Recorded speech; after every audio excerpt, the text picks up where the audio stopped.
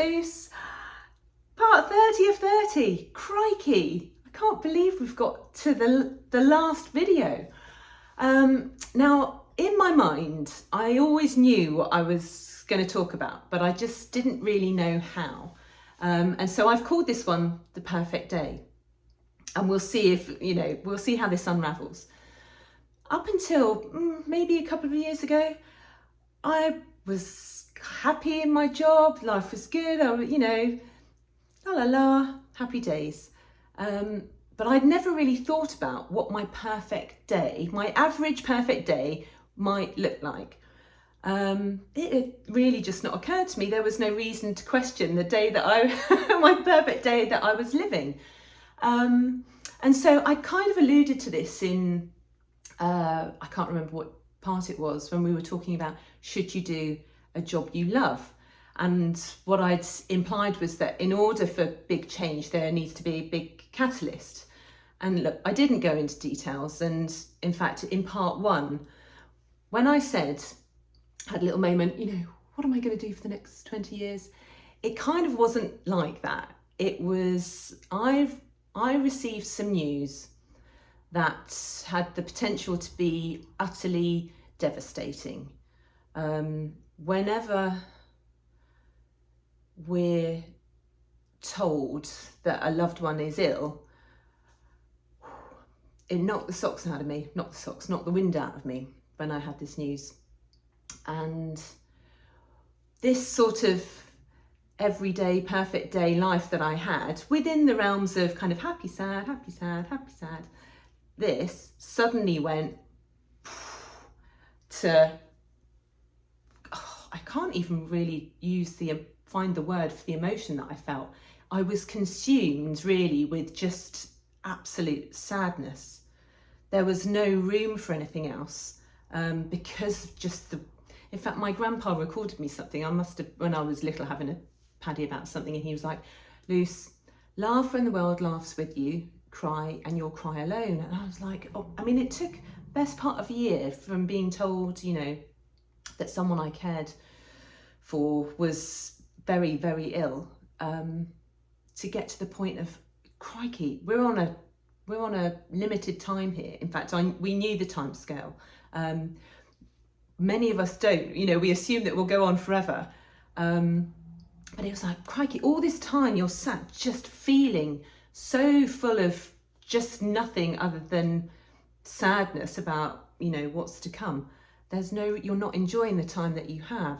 And so when I say, what am I going to do? It was kind of despair. So having existed in this sort of happy, sad, emotional bubble, my range for emotions then went from right down here. I'm not talking, clinical depression or anything like that, just all-consuming sadness.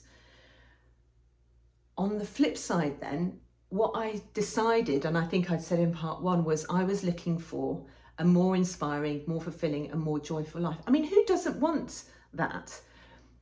And within this sort of emotional range that I'd had before this news, I was happy. But once that emotional range expanded, I was kind of looking for the opposite in terms of from here to there, more inspiring, more fulfilling, more joyful every single day, because you just don't know. And so when I was putting these videos together, it's been a cathartic exercise for me. And I'm not sat here going, you should be more inspired, more fulfilled, more joyful. You should make your own way, start your own business, do a job you love. Everybody's situation is different, but the catalyst for me to kind of explore that, because I've kind of was happy here. And then when I saw the downside of that emotional range, I sought out the opposite in terms of, I can't even explain. It's a difficult one really to talk about. I was just conscious that I didn't want to sit here and say, oh, you should do that. It's really easy. It was not an easy decision by any stretch. In fact, it was incredibly hard to go from that place of to then going, right, this is not devastating to me. We're going to find the shiny stuff, in fact, even more than ever before. So if you've watched these vids and see me bouncing off the ceiling and all there's contrast, I think is the point. There's contrast, there's light and shade. It's just my capacity for light and shade is just that much greater now. And so that sort of gives you some context for this whole journey. That was the catalyst. It was something big, of course, to transform or make change into something really transformative. So I've gone back over some of these videos and had a look. I mean, the marketing stuff, that was my job. It was my career for over a decade. So in that respect, maybe there is something useful. Somebody commented on one of my YouTube videos saying it makes more sense than a textbook. Now, I haven't sat and kind of read from a textbook. I know some of it, and I've merely given you examples of what it is that I did. My stories, really. I'm very conscious, I hope, not to have sat here and said, you should do this. So the perfect day. My perfect day went from getting up in the morning, seeing my husband, walking my dog, going to work, coming home, maybe going to the gym. Fine. It was good. There was nothing wrong until there was. And so my perfect day now, little tweaks, I still get up. I don't have a dog anymore.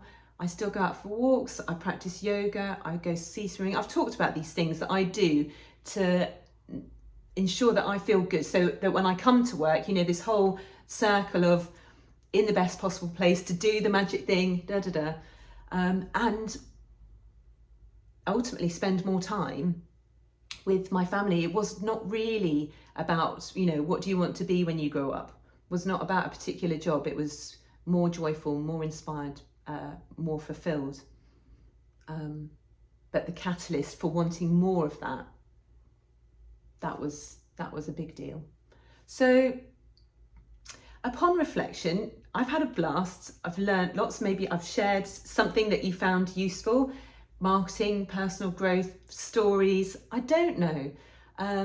But if you watched yesterday's video about what problem are you trying to solve, well, that I'm having a ponder on, because I don't know what that looks like.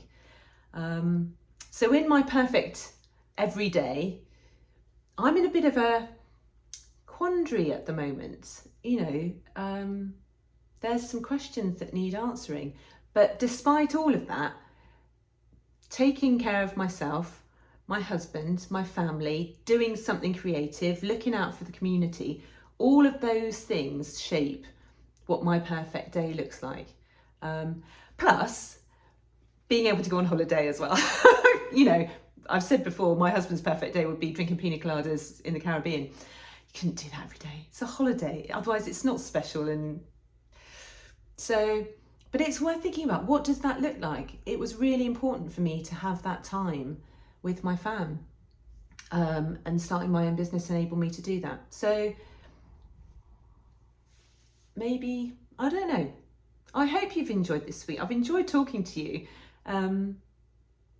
So what's next? I don't know. We'll see. I feel like I should come out with some profound final statement, but it's been a journey. I hope you've enjoyed. I hope I've set the context today, probably which should have sat at the very beginning. It was a difficult video to talk about today. I didn't really know how to position it, but that kind of explains why I kind of come and go, this range of emotions is just that much greater. My perspective is different. I want to be aiming for the best possible day every day, even when life biffs you a curveball.